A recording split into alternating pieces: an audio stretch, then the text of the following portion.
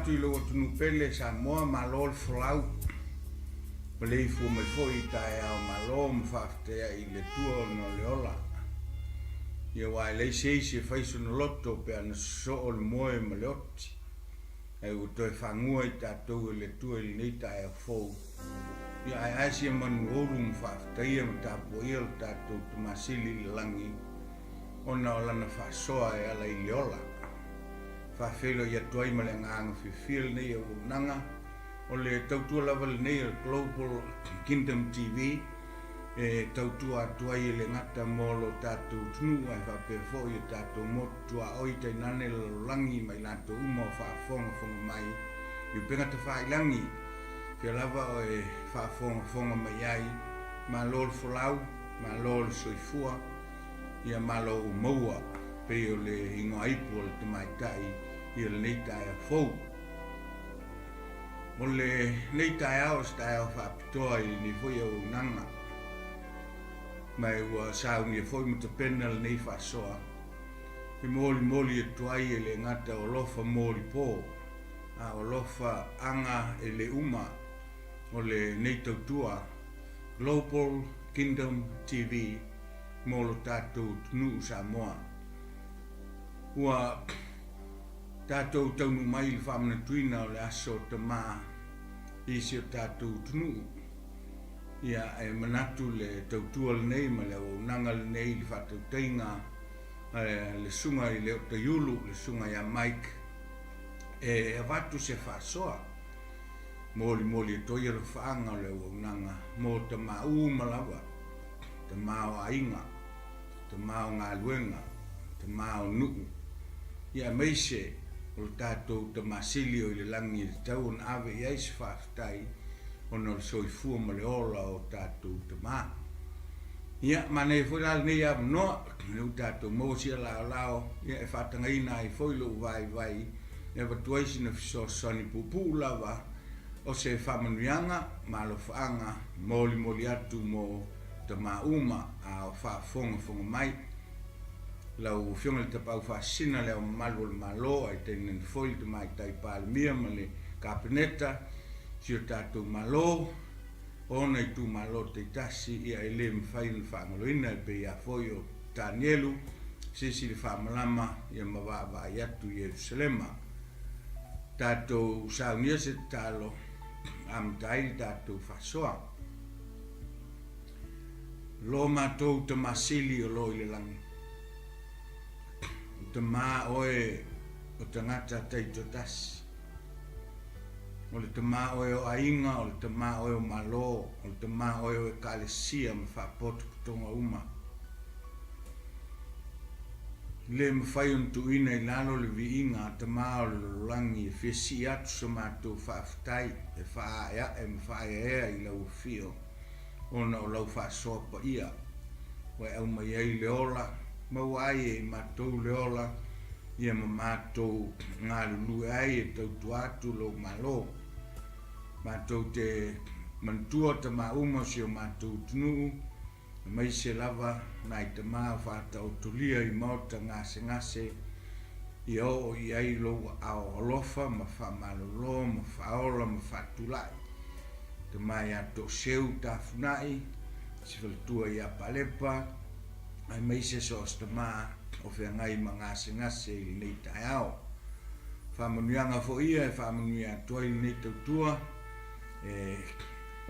si o mātou tunuu ma la lātou tāpoinga le tua i e lofa i e whamanuia i lo mātou tunuu.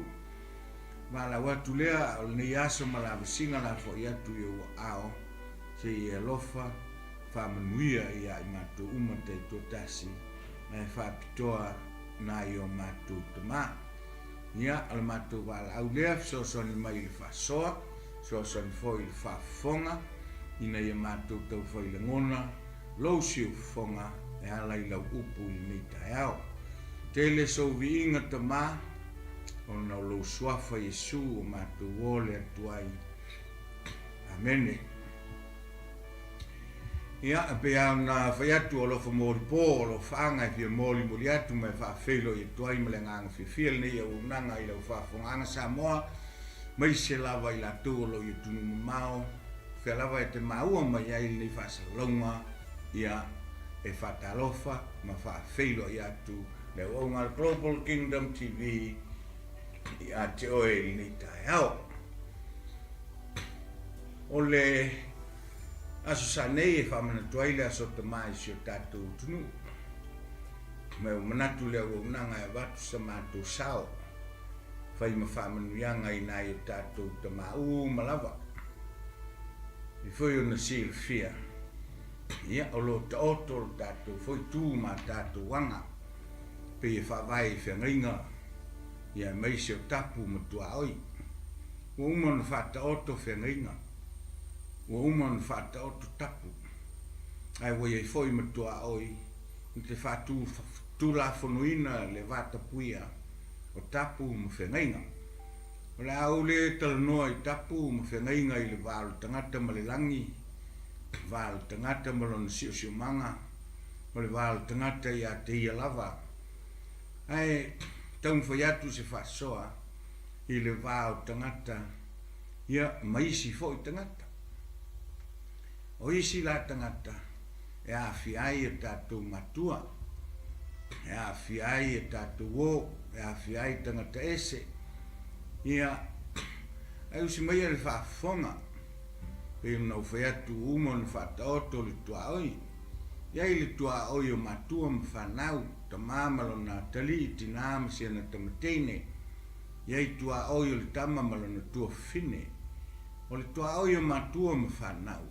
O matua. O le latou ma ta whaioi. O le whawhai lele ma tausi o whanau. A whanau la. O le latou ma ta whaioi. O le whalongo mausta ia. Mea e whai mai ai matua. O whanau la vai awa ma whalongo ma tausi mea e whai mai ai le toina. Pe whai mai ai le lo matua. O whanau fo ia o lo awe ai manuia. Wha leva ai e le tua na tātou whiola ma soifua i lunga. O le ele ua fwoi mai ai tātou.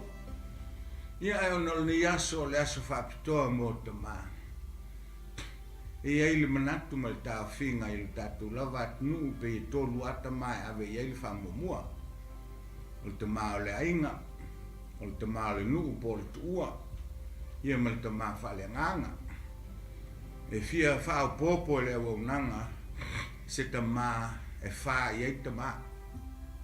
O lo tātou te maa sili lea. O lo fio i lo nofo ali. O le te maa lea na whanaua le lalolangi uma e peo na iei nei le nei fitu ma o na tupu piliona o tangata soifua i lunga o le whangai le ele. O le te maa o le ainga. O le te maa o le nu. O le te maa whale nganga. Ia e mulia ia o le tātou te maa sili. E whapena foi stau whinga o le tuspa ia pa e tangai iai. E tauona e awa mai whaloalo i lau te maa. Na e soifua mai iai le lolangi. Po atu langa o lau te maa pe mativa. Ia pe whawasi tu lou le upu tō. Ia pe le foi folinga i le vai e istangata. Ia malia lo finangalo o lau te maa alna. Na au mai e le tua e whai mau te maa. Ina ia e whalongo mai ustai ia e te manui ai. O te maa o nuu ia e whalango lango tātou nuu tua. E meisi o te maa mātu tua. Te maa whalenganga o tātou whai whiau. Ia o tātou o tua, o tātou te masiri. A whai tātou te tilo le lei. Le mafutanga ta vita mai ese lon te maa. Ese il whalongo le tama i lon te maa. Foi na si la fia sa leo mamoe, ai leo mamoe, leo niana mamoe a lon te maa. Ua whiau atu a leo mamoe sau e ave me ai no, na i no solo taua. Lei se leo, a leo stai whalongo maa. Whapea foi le soifua o ta vita i le vama saulo. Saulo sa vea maon tupu. Ma e tau e saulo ta vita o lona tali, e tau e ta vita i a saulo o lona te maa. E tinga lava o nga tau la malama le tupu. Tau ma whai e whasiotia ma tuli loa i ana ma maunga ma vana. Ai le ma whai lava. Le whalongo, le alofa, le ustai. E le anga o tau e ta vita saulo o lona te maa. Tātou o le maftanga Iosefa ma sion te maa. E tau e Iosefa sion te maa o lona te maa. E tau foi e le toe ina le tama o lona atali. E ano no ai tangata molongolongo ao la tala i le whatutua. A e tangai i alanga manuia no mafuai no whamanuia le tua ia tangata. O le whalongo, ustai, whai le mea e whai e tua i te maa. Whapefoi lo tātou wānu no whai. Tātou ngā luenga o lo iai o tātou te maa po pule o tātou ngā luenga. A e ustai ai. E whamanuia oe le tua. O le wāma le tua, ia le te whai atu stala le wonanga. I lenga o tātou wale ma tā whaioi. Ia se me lilo o tu ina le tua i tonu o tātou loto tāu te awa ma whaalo aloi i le tua. Tātou wāma tātou whai whiau. Ia tau tua nā maoe. A whai tātou te leo sta ia le whai whiau, tātou leo sta ia whai leo le tua. Tātou le whalongo le whai whiau, tātou le whalongo whai lea i le tua. Tau si le leila o whai whiau le ta maa whale nganga o tātou i tu tonu o tātou kale siam whapotu tonga o lotu. Tau tua nā maoe. Ia, e foi lista maa o te whia whisosoni e tuai. E leo tātou whasoa lea. Ai, nao ni nai manuti e a watu i o utafa. Ia tonu lava fo i e o ngā. A whai e o ngā, whao ngā, a whai e le ai. Toi whafo i mai leo o nanga e ao ngā tele i leo o nanga nai manuti whapena. Wa o manatu si toi ina o Iosefa. E mai se o Maria. Si ta maa alofa tele le ta maa. Awa a whai e titanga i ai. O lea ua tō maa lia mai lea ngang pa ia. Ia e le iloa stane. Ai ua iloa Iosefa. E au nā whaina Maria. E un lafo i tua ai matau ai la wa tu la fono le ai utaia. Ai sangu ngu alto ina. Nganga le me whainga tā o le lofa. Ngoi no whanau malia. Sa matua e tu iai le ato to Iosefa. Tausia Iesu. Ai leo so natali pe atato fua iai soifuanga. O le tama malia ai leo so natali. Ai ma eu le tausinga le to ina e la vea i ma whasao le tina ma le tama. Ma fuai o na ave e kupito ina i la vea i le nola. A tonu e to telefoni ta ma whapea. A le efsoso ni mai foi sir ta ma. Ina i a tato maua le lofa whata ma. O le au na o le whasoa. O le lofa whata ma o le tua. Ai na o na watu ina. Ia tonu lava e fisosoni a te oil ni a so te maa. E au ngā fo i a te li uma. A wā whanau tama. Ia e au fo i a ili te maa. A wā e au li whangota e au li te wola. Ia i fo i teimi a vea i la tonu te maa. A e se i taunu whai atu le au li whasoa. Ma leo au nanga li nei fo i TV. E peo na toi le au. O le alofa whata maa o le tua. Usi mai alfa fonga se fai tau atu sinu fai tau. Ia an ta sa vali ai lea. Ese le taua i le tua o ainga. I le fuafuanga. O le institution mua alea na fai e le tua o le ainga. E fai u le tusipa ia i le whenga inga tua i a malaki. Toe apa mai a le tua i ainga. Mai na ti toe awina mai e lia e whaali liu loto matua i whanau. Pape fo i whanau i matua. E a mata le whenga ingo fou. Mo ina te tala ai wa venga o le alo le tua. O le whai poi ponga. O le mafutanga a ina. Ai ai u fo i tuspa ia. O lo ta ua i whaalinga i sfuma le iwa le whai poi ponga. Al te mai ma moe malana e kale sia po lona whale tua. O le a inga fo. E whai ume uma le tua i toi tui nātu o me uma i le tua o le tama lava o tātou a inga. O le whasoa i le neitai au. O le alofa whata mā o le tua. Watsina whai tau le titi lea. Ion tā whasoa tu o lea i nai minute. Ia, o lo whaanga mō li pōna. le mawhai na whaangaluina o tōu i le tautua le Global Kingdom TV so se mea lava o iai ta mao Samoa i a whamanu atu le tua i le aso ta mo o tō uma whawhanga maia ni le whaitawina o le whionga le tua e mga lia luka lona mtau pa suma lima la whaitawa nani lai whaiupu ua wharatalata i a te ia le au te lona uma mai ang sala e whalongolongo i a te ia. Ona mui lea o le au whasaio ma le au tusi upu o whapeane. O talia e le nei tangata o e ang sala ua ai whatasifoi o ia mai la tolu. Ona whetalai atu lea o ia i le nei whataoto i ai la tolu ua whapeatu. O tala lea, e tolu whataoto lo iai.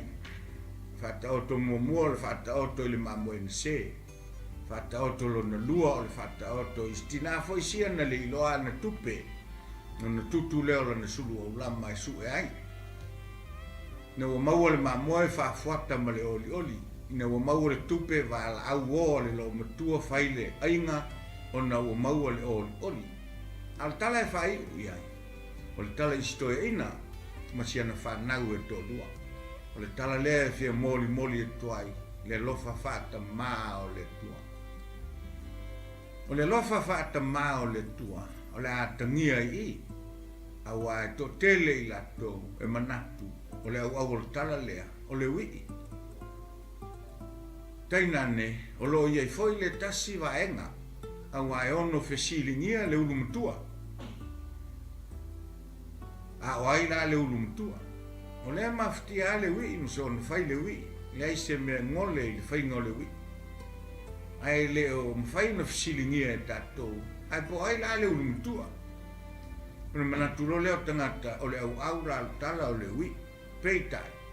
E se fa soa al nei foi au nanga. E fia moli e tuai. I le alofa fata maa o le tu. O le tala ua e masaniai. Ai atonu e au ngā, alo whaanga moli o le tātou o nanga, e whao pōpoi se si le fia. Mua, o sau le wi o tangi atu i to ina, e au mai ana mea, o mai lo na tofi, o sa sopo le wi, o si e le wi il tā, o sori foi e le wi il tu la fono. O le tulafono le ai utai e whātatau i menge o tofi. Awa e le tatau i le wii. Ona whātangsia le tofi. O le ai ai le ulumatua o le li o aima. A le o sopo i le toe aima. Peitai. O le lofa whātama. E le i mawhai o na tali toa lima ina ai e le toe ina.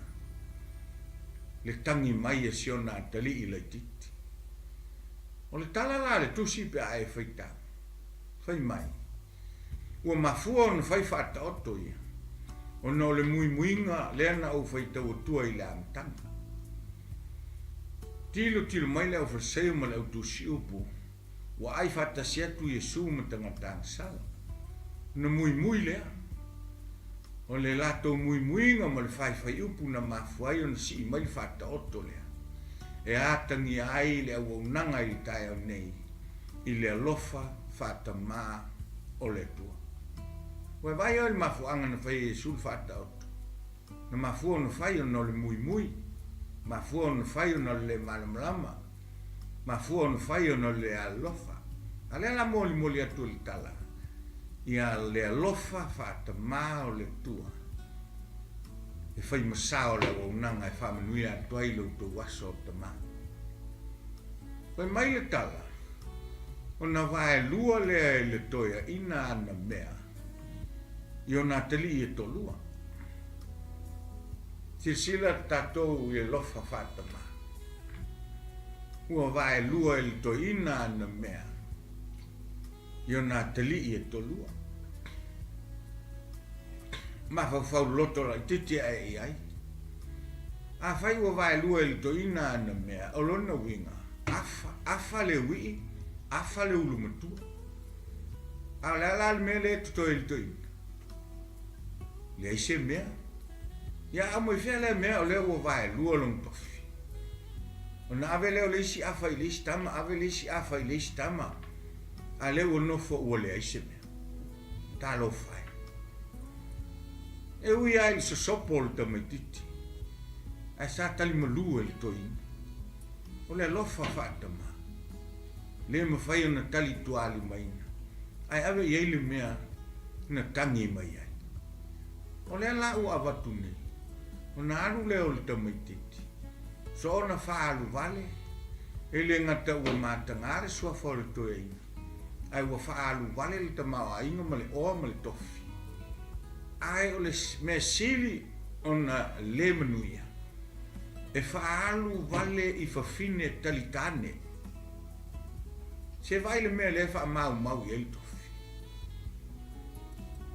ai o le lofa whaatama na mawhai ona watu I le mea na tangi mai ai le la ua alu le tamaititi ma le isi afa a le nofo le ulu matua ma le isi afa se vai se sopo tele le tamaititi e le ngata I lea le solinga le tulafono o tau fai soli uma le toia ina ma le tamaititi le tulafono o soli le toia ina le tulafono me o tofi o iutaia wa e le mawhai na whaaso ina le tofi a le imaliu le tangata lua e le mawhai na whaaso whapel tofi mua I le wii o le nofo le li o ainga e pangase lofa a maulunga ule whaavasenga ina ai le tamatu la fono whaiutaia ule vai ai le tamai tu la fono le ulumutua wana soli ai umanatu lava I lona lofa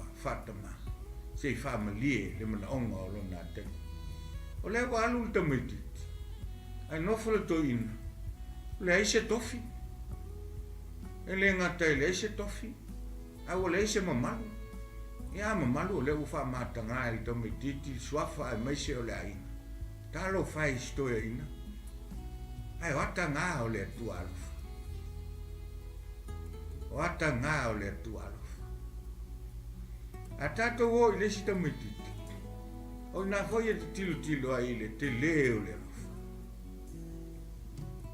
o foi mai nei le tamaititi fai le ainga fifia ai sau le ulu mutua ua le fia ulu fale I lona fale o ti ngalo no loto o whalongo mai I leo o pesenga mo fia ma mea nei o fai le tamaititi ona ti ngā lea maita ai na alu fo I to ina I fafo I faa ole ole e sau tu tonu o le fale o si o nauso leo o sau sei vai ia toto ia le mutua ta o le tamaititi le ngaru fa mau me ua fai le ivi o le wii ua uma tupe uma loa le tupe mou logo mou fafine mou fiafianga o leo toi mau o le fiafia saia o leo la tito maulunga mai le soifua sa ola se o langa maulunga I le oa ma le tamao ainga o le tofi tu ina atu e le tu palasi mai a palasi I lalo fai ngā luenga I le mea pito I sili o na ino sia I uteia o le manu le ai tualo ave a fafanga I le whanganga pua atu lou le whafunga anga o le manu e pito I sili o na maua lalo I tangia ino sia I uteia sa wale wi mai lunga pasasa ila we vai o ia ia ava I lo te mama lo tina e fa leva ai o waso I le whanua ma le ele o le atu inatu le tua ia le la ua fafanga mea I tua o lo ua mole ua fiai tanga atu I tanga ua le aise tupe fia tala no atu I manu ai le mwhai o na malama le manu I lana ngangana fai mai loa lana tala pe le o tele ea mea lo te maa o le au turai o te alu ma o fai lo te maa ua uang sala i uluma ai maise o le o i le langi. Ua uang sala i le o i le langi a toa ma uluma. O le mea lea, ia e whaia ma au auna, ai aua nei whaia ma au a tali. Se vai la ngona o le tamaititi. Ia, ia laua fotua i mai le tamaititi. Awa so umana lua i tamaititi, e lunga alfa malama o le toina e va ai po a fea e toi fo i mai eisi o wate. Ua vai atu le toia ina, ai. Se pea o stangata lai sao, ma le vai atu o siona atali. Ti ai uma e le toina mea na fai. Ai ta mo e mai. Na lea o le ofutala loa, o se luma o le toia ina i le tilo mai e iutai. Taunu atu i le tamaititi o le sau, fai o le manongi le angasa i le sai po le lo i o mea i tualo. A o le manongi o mea ai, o le manongi o manu nei. Pala. Ai longa wa o le vai nei tai miu ma sa alua i whaila na ngā. Fai o le manongi. A o ofu o masa sai. Leo i se vai o whale tonu. Le mau o lalo na ua o i ai so i fua o le tamaititi wha mau o luna. Ai le im whai o na ave se ai le lofa whata maa o le toi. O mea ngai tolu te i ai le tamaititi. O lo saulu tamaititi ma fika lan toi ina. Pe wha mata o le astali o le atali ai. Ai whai mai ngata mo e atu o ia. Wa opo maisi o na atali. Ma songi ia. A tātou le loa i leang sala ma tātou manongi i leang sala. A tātou whale tonu o leise tupe mole fo i le mana. Sa letu la fo ina i tātou. Mai mua pēr le tua, ma vāva i mai le tua po whea siaso. Tau te fo i e tua i ate. Ona tu ua le ia lo na nofari, ai a fio mai. A fio mai aoi, se i opo oi, se i songi oi, se i ave oi tu tonu o le whare. Ia, o atu i le whare. E whalongo i tala al tamaiti. A wane i toi a vea o so watali. Whai au maau au. O leo manao le tamaiti te whai o ia masuli o le aima. Au manao e au na. O i la e tau filto tele o tangata. O sal mo le ui. O le mafuanga leo le toi fo. Ia tonu. Pe ese foi se fa soa al ni foi au nanga. Ai longa le sal mo le ui ina foi ai na wala ngona lo se seile na mena fai. Ai longa o la ngona na. E mafua i langa tala e fai au ma au na. Ona po ia i ukaia. E iei au na tutongi. O le mafuanga lea na fo iei le ui. E fia au na ina ia maua sa tutongi. Leanga o leise tupe. Na fo i la au na o le fia ai. Na fo i ona ua matiba. Ai le fo i ona ua Salomo. Pato ala ngona i le tamaititi li Salomo. I ngā o ioinga alona tama. E whaata mai ei le alofa whaata mai. Ua ta moe mai. Ua opo. Ua fusi. Ma ave i tutonu o le whare. Ona tu mai leo le mama o le whailonga leo le pule. O le ai atu tau. Ua toi tu atu i le tamaititi. Pei se i e whaape atu le toia ina. E leo oi o se au auna oi o le suli. O lo a inga le nei. Tango i le mama. E leo suia. Lau pule sa iai tutonu o le a inga le nei. Leanga oi o le suli o le a inga le nei. Ua mae a le mama. Mana o lo leo e au mai le ofu tala loa. Ua wha ofu. Ai ua toi whatonu ma au na. Ina ia fufui mai ta maa i mamo i peti. Se i fai se ainga. Se i fia. Au a foi o le atali ina le loa ua maua. Sa oti foi. au lea ua ola Samoa e malau whaafunga mai se o tātou te mā. Se whaauta i le lofa whaata mā o le tua. Le whaata mai e nei te mā. A tonu la e le o le wii, le au o le tala. A tonu o le au ngō au te o le toi ina. E tau whaata mai le lofa whaata mā. O sau le ulu matua. Le foina o whai atu na soli ai e le tamā le tula fona. Wa alu e whao le ole le tamaiti. Ua mai le tamaiti tu tonu, le ulu matua lea le toi ina. O na whai le iai o le toi ina. Ina ua sa i le tama ulu matua. Tua levanga tānu nofo. Te le au mai se mea maa o.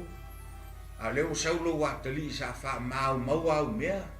O leo o tape mai le mamoe na au tausi. Ai le au mai a se mamoe mau o. Anga wa o le toia ina o whai atu iai. E le i avatua, e le angai te le i ole mai ai. Sei wa ai i tama. Tato maua i ata o le tama ulu matua. E auna o no le tauni. E whiau o na mea. E le loto wha mangalo. Mai o lo atali i le angalo. A le atali i o ai. Le alala e tanga i ai lisi vaenga o le lofa whata mā o le tua i. O le tau mawhai le o le tama. Ina ia toi so o le to lua le. Ina ia awane i eise whei tanga. Toi titi a whape atu le tama oe o le li o ainga, oe tausia ainga, oe maluai ainga, oe mawai whalwhaninga o ainga, al nei te le maua lo loto whamanga. Ai le whape nā. E se foi tali le to ina nga mili ai le ulu matua. Fai mai le to e ina. O lo uso lea. Awa foi le ufai mai tama ulu matua o lo watali. E pei ese sona ia tama, ese le tama o si tamai titi lea lai titi nana. E fai mai le to e ina. O lo uso. O lo uso lea. Na le iloa a o le umo. Na oti a o le uhola. Fauta i le lofa whaatama. E le i tali malo ina le toia ina. Ai sa tau mwhai le toia ina. Ina ia au mai le loto le tamamatua e toe whaapipi i le loto le tamalaitit. Ina ia whialo whani e wao i la ua o suli uma. Talo whai le itama. O le tatalo le ua unanga. Ia vea tamao ainga, ia vea tamao nu, o tamao ngā luenga mamalo, ia pei o le tama o lo soifua i lona nofari. Ia vea tama whale nganga uma, so se whaifi au i so se fata. Ia vea tātou tama whale nganga, ma tama iei le lofa whata maa o le tu. E lofa ai lana whanau. Pei ona whaata mai. E le neito e ina. Ma si ana whanau e tolua. Ia Samoa. O lo whanga moli pō nā o leo unanga. Whape foi o na moli e toai ma lo whanga o le sunga ia Michael o teita ia le nei foi studio. Ma lana foi tautua. Ma tau te alo lofa te le atu i ma tau umalo i tunu mamau nei. I lau tapo inga Samoa, mai se o tātou tama uma, a walo atu i le aso tama tai au. Ia maua se aso tama fia, ia wha fia ina oe, i le alofa o lo tātou tama whale anu. O le nā se wha soa mo oe i nei aso, o le nā foi la mātou tutalo, ia manuia lo tō waso tama, tātou tutalo. Io vai le tua lo mātou te mai le mwhai una whangaluina te mā na mātou whana nau mai ai. O te mā sa mātou ngā lue ai lalo a lātou teita inga. O te mā o mātou nuu o i tu malo ai maise o te mā o lo mātou malo tu to tasi o sa. I le whangaluina nai o mātou te mā whai whiau. O e sa whitai tunga e tau mawhainga e mati lo mātou ola au auna i atu ai. Ai sili ai lo mātou whaia ea ma mātou whawhitai atu i atu ai le to masili e lo laki. Whawhitai ono le ola, whawhitai lau whai, whawhitai me uma whai ono mātou tāngo lima i atu. E ui e leo ni a mātou mea. Ai leise mea o e tāu fia moi mātou. O lo walofa whata maa. Ua mātou moli mawina ina ua e tuua lo nofari. A ua e fio mai.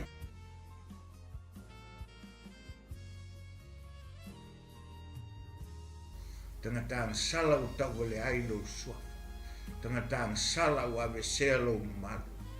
Tangata ang sala ua tō i ai le tofi e ala i au tofinga. Whawhitai e lofa, whawhitai manatu mai. E ala i a Yesu lo mātou olifa.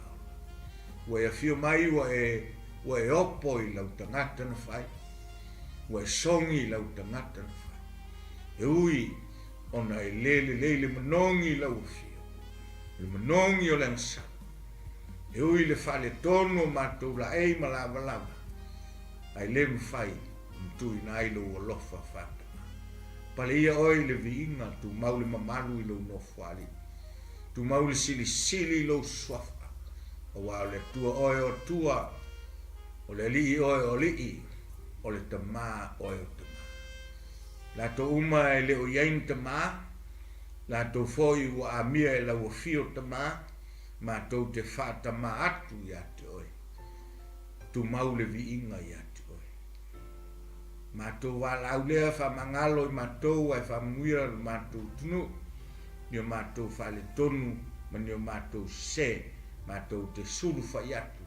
I le te fu'e o le laau, na whailo mailo o fiu mai. Tele so viinga Yesu, le mātou walau lea ala i lo swafa. Amene, amene.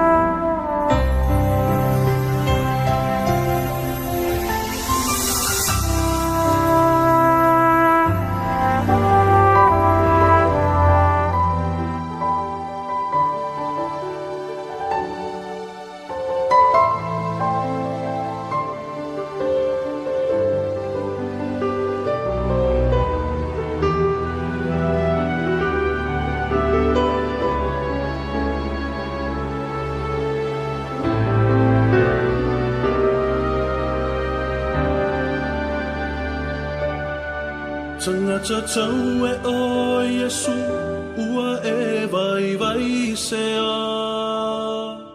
sea se mea ua whewheri i le au tau lena Pina mawha amalosi ai e le tu mau le po Ma ai o la alua e o le whetu o le Whaatua pe i le ua lofa mai Ma whai le leile taua nei i a manu malo ai Wala ta mai le file mu e sui ai le tau E sui fo i le pongi sa i le whetu o le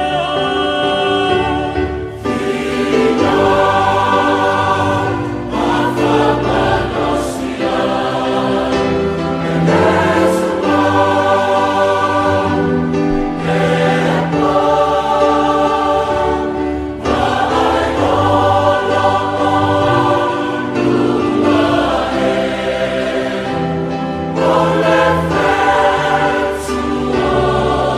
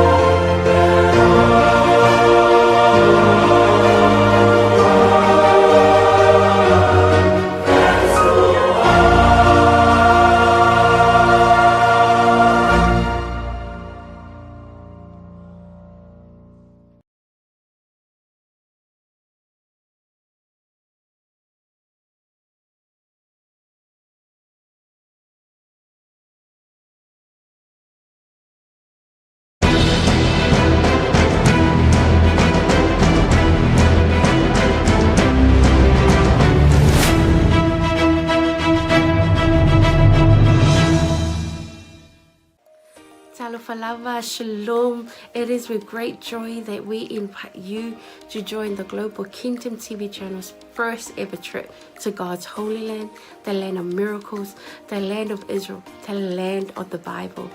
You get to walk in the footsteps of Jesus. You get to see firsthand the cities, the places he performed many miracles. You can take a boat ride on the Sea of Galilee, see the surrounded towns and cities that the Gospels write about. You get to see the places that the Old Testament talks about, the places where King David hid from King Saul. You will see the Dead Sea, the lowest place on earth. You get to visit Jerusalem, the eternal capital of Israel. See where Jesus taught the scriptures from the temple. You get to pray at the Western Wall, a remaining of the temple. You will get to see where Jesus was once buried and realize he's no longer here because he has risen and he is alive and he's soon coming back for you and I. The journey to Israel will affirm your